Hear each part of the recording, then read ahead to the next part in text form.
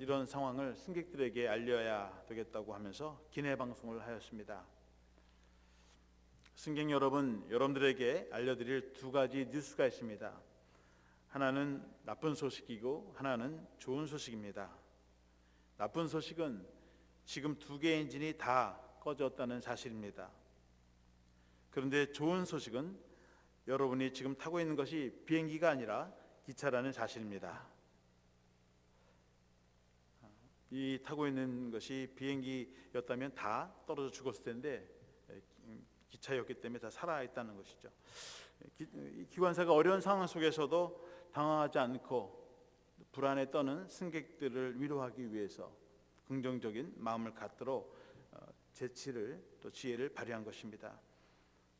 사람이 좋은 상황에서 긍정적인 마음을 갖는 것은 그리 어려운 일이 아닙니다. 그런데 정말 최악의 상황 속에서 긍정적인 마음, 긍정적인 생각을 갖는다는 것은 결코 쉬운 일이 아닙니다. 좋은 환경에서만이 아니라 열악한 환경에서 또 최악의 상황에서도 정말 하나님께 감사드릴 수 있는 성도님들이 되시기를 바랍니다. 우리 앞에 분들하고 우리 좀 인사를 나누겠습니다. 우리 하나님께 감사를 드립시다. 예.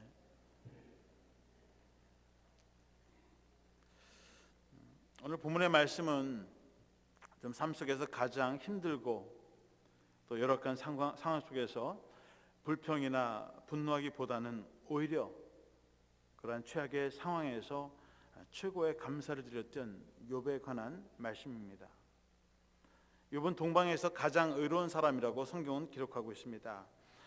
읽지는 않았습니다만은 욥기서 1장 1절에 보시면 우스 땅에 욥이라는 불린 사람이 있었는데 그 사람은 온전하고 정직하여 하나님을 경외하며 악에서 떠난 자더라고 하고 있습니다.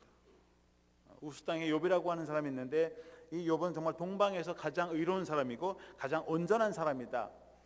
흠이 없는 정말 티 하나 없는 그런 온전한 믿음을 소유한 사람이다라고 하는 것입니다. 또 정직했습니다. 다른 사람의 해를 주거나 나쁜 일을 하는 것이 아니라 늘 정직하고 성실하게 최선의 삶을 살아가는 사람이었다는 것입니다. 또 하나님을 경외하고 하나님을 두려워하고 악에서 떠나서 늘 바르고 의롭고 그렇게 정직하게 살아가는 사람이 있다고 하는 것입니다. 그런데 이러한 욥이 예기치 않는 시련과 환난을 당하게 된 것입니다. 하나님을 경외하고 바르게 살려고 하는 사람에게도 때로는 예기치 않는 시험이 찾아옵니다. 오늘 본문에도 사단이 이러한 욥의 믿음을 흔들어 보고 또 무너뜨리기 위해서 하나님께 나가서 자기가 욥을 한번 시험해 보겠다고 합니다. 때로는 우리가 받은 시험이나 시련이 우리가 원치 않아도 찾아올 때가 있고요, 우리의 믿음과 상관없이 찾아올 때가 있다고 하는 것입니다. 이 욥의 고난을 통해서 우리가 배우는 영적인 교훈들이 있습니다. 첫 번째는 의인도 고난받을 수 있다는 사실입니다. 나의 잘못과 나의 실수와 상관없이, 나의 죄와 상관없이 예기치 않게 찾아오는 고난이 있다고 하는 것입니다. 11절에 보시면 이제 주의 손을 펴서 그의 모든 소유를 치소서 그리하시면 틀림없이 주를 향하여 욕하지 않겠나이까. 지금 사단이 하나님께 와서 하는 말이, 욥이라고 하는 저 친구에게 하나님께서 축복을 주시고 부족함이 없고 세상에서 정말 성공적으로 잘 사는 사람이니까 하나님을 예배하고 잘 섬기는 것이지, 저 사람 한번 가지고 있는 재물 한번 다 걷어 가져가 보십시오. 그러면 분명히 하나님을 원망하거나 저주하거나 하나님께 등을 돌리고 말 것입니다. 그래서 사단이 하나님께 와서 욥을 시험해 보겠다고 도전장을 내밀입니다. 그럴 때 하나님은 그래, 가서 한번 네 마음대로 해봐라, 정말 그런지 아닌지 한번 마음껏 시험해 보라고 하는 것입니다. 사단은 욥에게 적어도 세 가지의 불행을 가져다 주었습니다. 첫 번째는 자신의 재물과 기업을 잃어버리는 재난을 당했습니다. 15절 말씀해 보시면 스바 사람이 갑자기 이르러 그것들을 빼앗고 칼로 종들을 죽였나이다. 다만 나만 홀로 피하였으므로 주인께 아래로 왔나이다. 하루는 욥의 종들이 들에서 소를 치고 있습니다. 또 나귀에게 먹이를 먹이고 있습니다. 그런데 스바 사람들이 와서 종들을 다 잡아 죽이고 또 소와 나귀들을 다 탈취해 가 버렸습니다. 욥은 소가 500마리와 암나귀가 500마리라고 했습니다. 정말 어마어마한 재산을 소유했는 재산가였습니다. 그런데 하루아침에 자신이 키우고 돌보는 그 가축들이, 그 기업이 하루아침에 무너지고 말았습니다. 16절에 보면 그나마 남은 양과 종들도 하늘에서 불이 내려와서 다 죽고 말았습니다. 갑작스런 천재 지변을 통해서 양들도 다 떼죽음을 당하고 말았습니다. 욥은 인재와 천재지변을 통해서 가지고 있던 모든 소유를 하루아침에 송두리째 다 잃어버리고 정말 길가에 나앉게 생겼습니다. 믿음이 좋은 사람도, 성실한 사람도, 열심히 세상에서 성공해 보려고 노력하는 사람도 하루아침에 사업이 망하고 재난을 당할 수가 있습니다. 그런데 그것으로 그치지 않았습니다. 엎친 데 덮친 격으로 10명의 자녀들이 하루아침에 모두 다 죽어나가는 불행을 당했습니다. 19절 말씀에 보시면 거친 들에서 큰 바람이 와서 집 내 모퉁이를 치매 그 청년들 위에 무너짐으로 그들이 죽었나이다. 다만 홀로 피하였으므로 주인께 아래로 왔나이다. 하루는 10명의 자녀들이 ματ아들의 집에서 잔치를 벌였습니다. 포도주를 마시고 음식을 먹으면서 잔치를 벌일 때 갑자기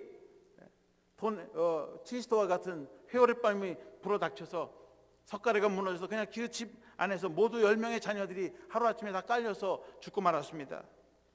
예기치 않은 사고로 인해서 10명의 자녀들을 한날 한시에 다 잃어버리고 말았습니다. 때로는 우리의 자녀들이 예기치 않는 불행을 당할 수 있습니다. 예기치 않는 사고를 통해서 생명을 잃을 수도 있습니다. 그것도 모자랐습니다. 이번에는 사단이 욥의 몸에 악종까지 나게 하였습니다. 2장 7절을 보시면 사단이 이에 욥 앞에서 물러가서 욥을 쳐서 그의 발바닥에서 정수리까지 종기가 나게 한지라. 자신의 기업을 하루아침에 다 잊어버리고 자녀들도 다 잊어버리고 그나마 남은 몸도 이제는 성치 못했습니다. 온몸에 악성 종기가 났습니다. 피부암이 발생했습니다. 악성 종기가 나서 언제 죽을지 모르는 생명의 위기를 맞이하게 되었습니다. 9절에 그의 아내가 그에게 이르되 당신이 그래도 자기의 온전함을 굳게 지키느냐 하나님을 욕하고 죽으라. 평소에 욥을 사랑하고 또 챙기던 아내도 사랑하는 남편 욥이 사업이 망하고 하루아침에 거지가 되고 몸에 죽을 병까지 들으니까 욥을 원망하기 시작합니다. 불평하기 시작합니다. 남편이 잘 나갈 때는 그저 남편 위하고 존경하고 하다가 남편 사업 망하고 몸에 죽을 병 생기니까 남편을 원망하고 핍박하기 시작합니다. 나 같으면 차라리 하나님을 저주하고 목매달아 죽겠다. 하나님이 살아계시다면 이런 일이 일어날 수 있을까? 당신이 믿는 그 하나님도 살아계시지 않는 거야. 다 거짓이야. 당신의 그 믿음도 다 헛것이고 다 거짓말이야. 나 같으면 차라리 그런 하나님 버리고 차라리 죽어버리겠어요. 왜 사냐? 차라리 죽어버리는 게 낫지 않겠는가?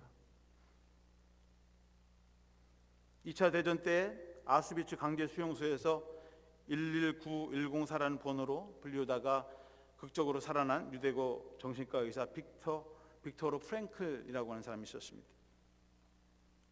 이분이 극적으로 살아난 뒤에 죽음의 수용소라는 책을 썼습니다. 그 책 가운데 이런 말을 했습니다. 고통은 그 의미를 찾는 순간 더 이상 고통이 아니다. 사람이 어떤 고난을 당하고 고통을 당할 때 그 의미를 알게 되면 그 고통이 더 이상 고통이 아니라고 하는 것입니다. 세상에서 고생을 하고 고통을 당해도 그 고통과 수고의 의미를 알면 충분한 가치가 있고 그 의미를 찾게 되면 더 이상 그 고통이 나에게 고통으로 다가오지 않는다고 하는 것입니다. 자신이 지금 당하는 고난이나 고통이 정말 사랑하는 가족을 위해서, 사랑하는 남편, 아내, 자녀들을 위해서 내가 고난당하고 고통당한 것이라면 충분히 감수할 수 있는 그 능력이 나에게서 나온다고 하는 것입니다. 또 지금 내가 하고 있는 수고와 고난과 고통이 정말 장래에 나에게 비전을 주고 도전을 주고 무언가 그 의미가 있다면, 수고의 열매가 있다면 사람들은 그것을 충분히 이겨내갈 수 있는 그러한 힘의 능력이 생겨진다고 하는 것입니다. 문제는 지금 내가 당하는 고난이나 고통의 의미를 알지 못하고 고난이나 고통을 당하면 더 괴롭다는 것입니다. 욥이 자신이 당하는 고난의 의미, 고통의 의미를 알았다면 욥은 그 고난과 고통을 다 받아들일 수 있었을 것입니다. 그런데 문제는 욥도 자신이 왜 이런 고난을 당해야 되는지, 왜 이런 불행을 경험해야 하는지 그 의미를 알지 못했다는 것입니다. 욥을 가장 힘들게 했던 것은 고통이나 불행 그 자체보다도 왜 자신이 이런 고통을 당해야 하는지 그 이유를 못 알았다는 것입니다. 그것이 욥을 더 힘들게 만들었다는 것입니다. 욥기서가 42장입니다. 42장까지 되어 있는데 4장부터 36장까지 32장의 말씀, 42장의 32장의 말씀은 대부분의 욥기서의 말씀은 욥이 그 고통의 의미를 찾기 위해서 몸부림치고 발버둥치는 모습으로 그려져 있습니다. 얼마나 욥이 고통이 심했으면 친구들을 붙잡고 사람들을 붙들고 내 하나님께 부르짖으면서 하나님, 이 고통의 의미가 무엇입니까? 이 고통을 통해서 나에게 주시고자 하는 것이 무엇입니까? 그것을 찾는데 욥기서의 32장을 할애하고 있다고 하는 것입니다. 때로는 우리가 고통과 고난을 당할 때에 의미를 알 수 있겠지만 때로는 그 의미를 알지 못하고 고통당할 수가 있습니다. 그것이 진정한 고통입니다. 그리고 그 고통은 우리의 믿음과 상관없이 찾아온다는 것입니다. 그 고난의 의미도, 그 고통의 의미도 나의 믿음과 상관없이 예기치 않게 찾아온다고 하는 것입니다. 두 번째, 우리가 욥을 통해서 배울 수 있는 교훈은 고난이 찾아올 때 그 고난, 그 고통을 표현하라, 표출하라고 하는 것입니다. 20절 말씀해 보시면 욥이 일어나 겉옷을 찢고 머리털을 밀고 땅에 엎드려 예배하며 그랬습니다. 욥이 자기 기업이 하루아침에 다 무너지고 다 망했다는 소식을 들었습니다. 하루아침에 10명의 자녀들이 다 죽었다는 소식을 들었습니다. 그리고선 일어나서 자신의 겉옷을 다 찢었습니다. 여러분, 이스라엘 사람들이 겉옷이라고 하는 것은 사실은 자신의 신분을 나타내는 것이고, 또 우리처럼 이렇게 얇은 옷이 아니라 밤에는 덮고 잘 수 있는 굉장히 두꺼운 담요와 같은 것으로 이렇게 겉옷을 입죠. 망토와 같은 거죠. 굉장히 두껍습니다. 그런데 얼마나 괴로웠냐면 그 겉옷을 다 발기발기 찢은 거죠. 다 찢어버려요. 자신의 안에 있는 그 고통을 옷을 찢으면서 다 풀어내는 거예요. 머리털을 밀어버렸습니다. 얼마나 고통이 심하면 자기 몸에 붙어있는 옷들을 다 찢어버리고 머리까지도 다 밀어버렸습니다. 하루아침에 사업이 망하고 재산을 다 날려버리고 10명의 자녀들이 하루아침을 다 잃어버리고 온몸에 악성 종기까지 생겨서 언제 죽을지 모르는 그런 상황에 처하게 된다면 과연 우리는 어떤 선택을 하겠습니까? 어떤 사람들은 그 고통과 괴로움을 이기지 못하고 하나님을 원망하고 불평하면서 자신의 믿음을 놓아버리고 믿음줄을 놓아버리고 세상 속으로 달아나려고 하는 사람도 있을 것입니다. 어떤 사람은 나 혼자 이대로 내 삶을 마감하기 너무 억울하다, 그러니 소위 묻지마 살인, 밖에 나가서 나 혼자 죽기 싫으니까 같이 죽자, 총을 난사하면서 사회를 비난하면서 그 책임을 사회에, 정부에, 사람들에게 책임을 전가하면서 함께 너 죽고 나 죽자, 묻지마 살인 혹은 테러를 감행할 수도 있을 것입니다. 어떤 사람은 조용히 연탄불을 피워놓고 유서 한 장 남겨놓은 채 생명의 줄을 놓는 사람도 있을 것입니다.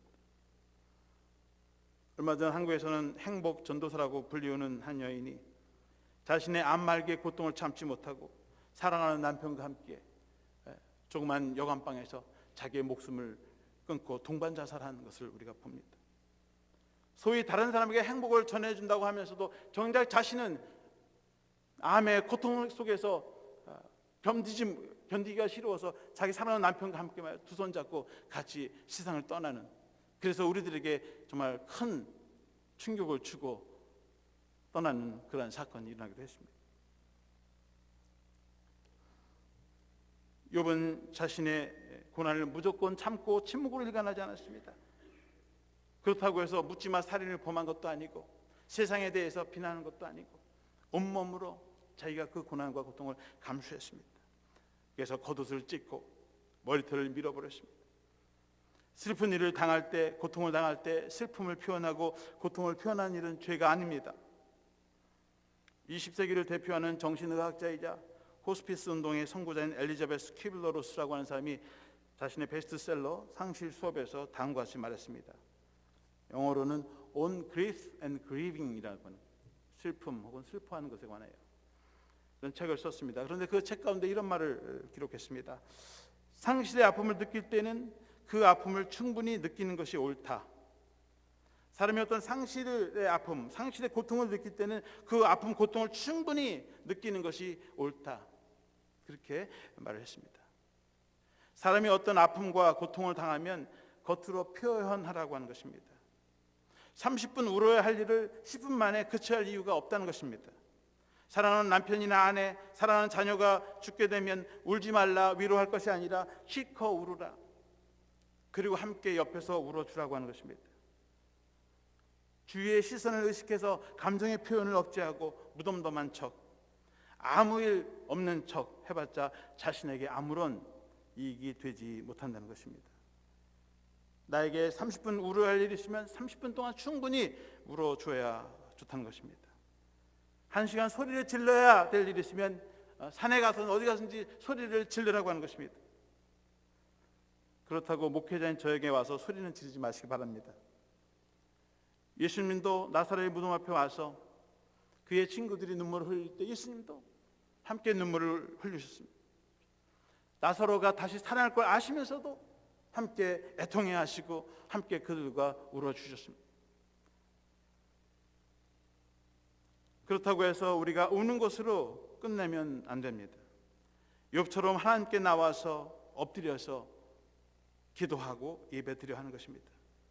엎드려 예배했다고 하는 것은 사람들이 많은 곳에서 대중적으로 와서 엎드려 기도했다는 것이 아니라 하나님 앞에 조용히 나가서 자신의 마음을 내려놓고 부르짖고 하소연하고 왜 하나님 나에게 이런 고통을 주십니까? 하나님과 씨름했다고 하는 거죠. 슬픔을 당했다고 어려운 일을 당했다고 우리의 믿음 생활, 경건 생활을 중단해서는 안 됩니다. 하나님과 나와의 관계를 계속해서 이어가야 하는 것이지 슬픈 일을 당했다 그 환경 때문에 내가 하나님 멀리 떠나서는 그 문제를 해결받을 수 없습니다.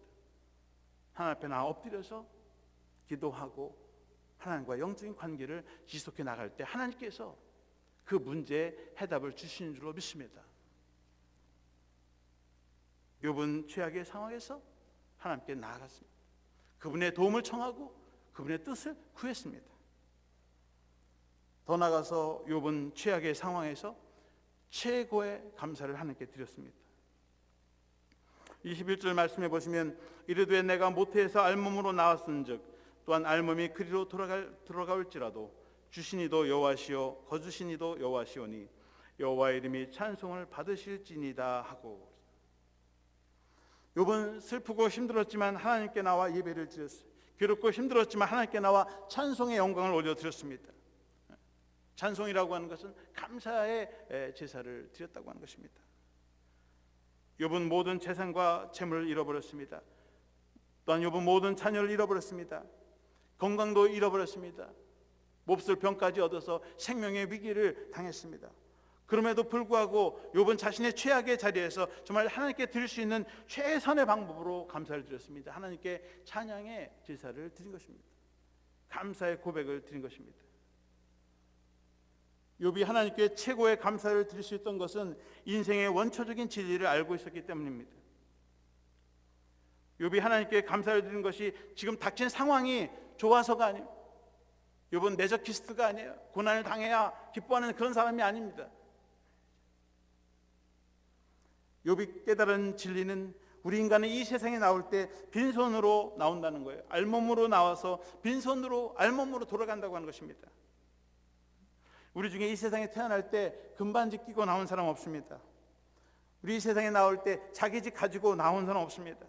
전부 빈손으로 알몸으로 나왔습니다. 그리고 돌아갈 때도 빈손으로 돌아가는 것입니다. 사람들은 때때로 마치 자신이 돌아갈 때 다 세상에 있는 것을 다 가지고 돌아갈 수 있다고 착각하는지 모르겠습니다. 그래서 돈과 자녀에 대해서 집착하고 있는지 모르겠습니다. 그러나 욥은 이 진리를 깨닫기 때문에 이 세상에 빈손으로 왔지만 하나님께서 자녀도 주시고 재물도 주시고 많은 복을 주셨지만 또 거두어 가시는 분도 하나님이시기 때문에 억울해하지 않았다고 하는 것입니다. 진리를 깨닫기 때문에 많은 것을 잃어버려도 억울해하지 않고 원망하지 않았다고 하는 것입니다. 그래서 주신 이도 여호와시요 거두시도 여호와시라고 하는 고백을 드리면서 하나님께 찬양의 제사를 드릴 수 있었습니다. 욥은 모든 소유에서 하나님의 주권을 인정하였습니다. 욥은 자신의 노력과 수고로 많은 물질과 자녀들을 갖게 되었다고 생각하지 않았습니다. 하나님께서 많은 물질과 자녀들과 건강을 주셨다고 믿었습니다. 내 노력으로 내 수고로 얻었다고 생각하지 않았어요. 그것이 다 하나님의 은혜입니다. 내가 이렇게 수고했는데, 내가 이렇게 모았는데, 아니 이걸 다 가져가시다니. 하나님 그러시면 안 됩니다. 그게 아니죠. 나에게 주신 것이 하나님이시고 가져가시는 것도 하나님이시고 그 주권과 소유권이 하나님에 있기 때문에 그러한 진리의 말씀을 통해서 욥이 그러한 상황 속에서 감사를 드릴 수 있었던 것입니다. 이런 것을 보면 하나님은 우리의 상황과 상관없이 찬양을 받으시기에 합당하신 분임을 알 수 있습니다. 욥기서 35장 10절에 가시면 나를 지으신 하나님은 어디 계시냐 하며 밤에 노래를 주시는 자가 어디 계시냐 하고 말하는 자가 없구나. 욥의 친구 엘리후가 욥에게 한 말입니다. 밤에 노래를 주신 분이 하나님이다. 어둡고 캄캄한 인생길에서 우리를 노래하게 하시는, 노래를 주시는 분이 하나님이시다는 것입니다. 우주에는 낮과 밤이 있듯이 우리 인생에도 낮과 밤이 있다고 하는 것입니다. 어둡고 캄캄한 밤중 가운데 갈 길을 알지 못하고 방황할 때, 죽음의 어둠 가운데 있을 때에도 우리 입에서 노래를 하게 하시는 분이 바로 여호와 하나님이시라고 하는 것입니다. 세상 사람들은 알 수도 없고 믿을 수도 없고 맛볼 수도 없는 진리입니다. 세상 사람들은 최악의 상황에서 절망과 좌절 속에 눕혀서 그리고 거기에 최악의 선택을 하게 되는 것을 보게 됩니다. 그러나 하나님의 백성들은 바로 그런 가운데서도 하나님을 찬양하고 영광을 올려드릴 수 있는 진리의 말씀, 생명의 말씀을 가지고 있다고 하는 것입니다. 최악의 상황에서 최고의 감사를 드린 욥에게 하나님께서 최고의 복을 허락해 주셨습니다. 욥기서 42장 5절에 보시면 내가 주께 대하여 귀로 듣기만 하였사오나 이제는 눈으로 주를 배웁나이다. 욥기는 이제까지 주로 하나님에 대한 신앙이 주로 듣고 입으로 듣고 하는 그런 신앙이 소유졌지만 고난이라고 하는 삶의 현장 속에서 살아계신 하나님의 능력을 믿고 체험하면서 이제는 귀로만 듣는 하나님이 아니라 내 눈으로 직접 보고 그의 얼굴을 대면하고 보는 그런 믿음의 사람으로 더 성장해 나타나는 것입니다. 하나님이 우리에게 고통을 주시고 고난을 주시는 그 첫 번째 의미, 그 축복은 하나님과 더 밀접한 관계로서 더 신앙의 깊은 사람으로 우리를 성장시키고 더 건강하게 만드는 하나님의 은혜인 줄로 믿습니다. 42장 10절에 보시면 욥의 그의 친구들을 위하여 기도할 때 여호와께서 욥의 곤경을 돌이키시고 여호와께서 욥에게 이전 모든 소유보다 갑절이나 주시니라. 근데 이 42장에 보면 친구들이 욥을 위해서 기도하는 것이 아니라 오히려 욥이 고난 중에서 자기를 손가락질하고 비난하는 그 친구들을 위해서 기도합니다. 그런데 욥이 그의 친구들을 위해서 기도할 때 하나님께서 욥의 곤경을 돌이키셨다고 했습니다.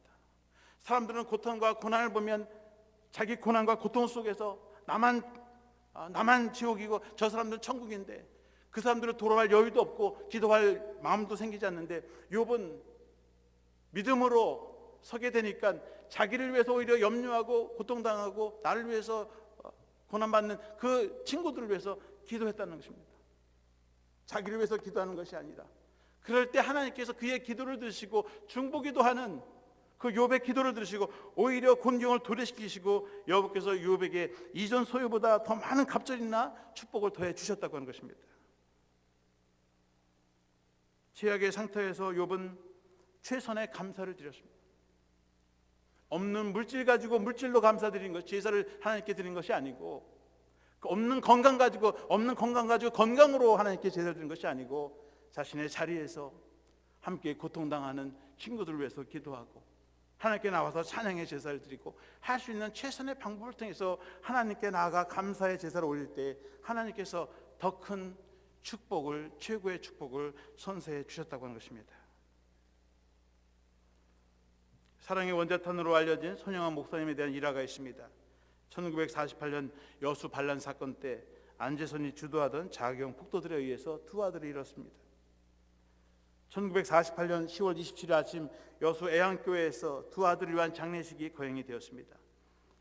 이 장례식에서 손양환 목사님이 자기의 자녀들을 위해, 자기 잃은 두 아들을 위해서 9가지 감사의 고백을 했습니다.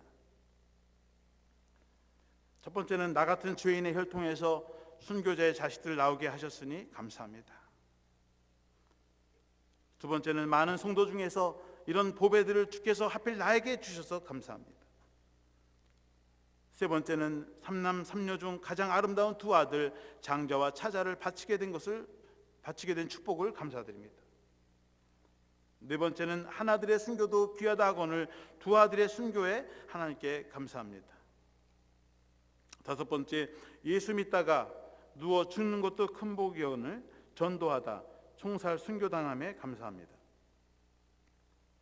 여섯 번째, 미국 유학 준비하던 내 아들 미국보다 더 좋은 천국 갔으니 안심되어 감사합니다. 일곱 번째, 사랑하는 두 아들 총살한 원수를 회개시켜 내 아들로 삼고자 하는 사랑의 마음을 주신 하나님께 감사합니다. 여덟 번째, 두 아들의 순교로 무수한 천국의 아들들이 생길 것이 믿어지니 감사합니다. 아홉 번째, 역경 중에 8가지 진리와 하나님의 사랑을 찾은 기쁜 마음과 여유 있는 믿음을 주신 우리 주님께 감사합니다. 마지막으로 소 목사님은 분수에 넘치는 가분한 큰 복을 주신 하나님께 영광을 드립니다 라는 고백으로 답사를 마무리했습니다. 이 손영환 목사님의 이 절대 감사의 신앙 앞에서 장례식에 참여한 성도들이 정말 눈물 바다를 이루었다고 합니다. 이러한 극단적인 비극 앞에서 하나님께 감사의 예배를 드리는 경우는 많지 않을 것입니다. 그러나 손영환 목사님 믿었던 하나님과 오늘 저와 여러분이 믿는 하나님은 동일한 하나님이신 줄 믿습니다. 이 감사의 계절에 정말 욥과 함께 하셨던 하나님께서 과거 손영환 목사님과 함께 하셨던, 또 저와 여러분의 삶 속에 함께 하신, 지금도 그 하나님이 함께 하시고, 또 우리가 동일한 감사를 드릴 때 우리의 감사를 하나님께서 기쁘게 받으시는 줄로 믿습니다. 우리의 상황, 형편, 조건이 감사해서가 아니라 하나님의 절대 감사의 능력으로 세상을 이기시고 승리하시는 저와 여러분들이 되시기를 주님의 이름으로 축원합니다.